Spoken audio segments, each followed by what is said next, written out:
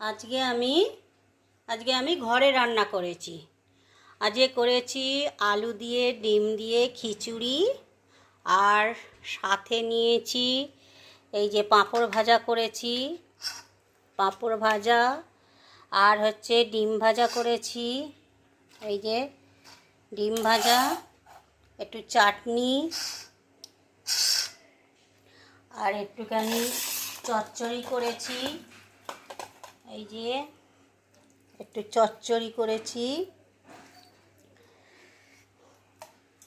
আর হচ্ছে তুন্ডুল, আলু আর পেঁয়াজ একসঙ্গে ভাজা করেছি।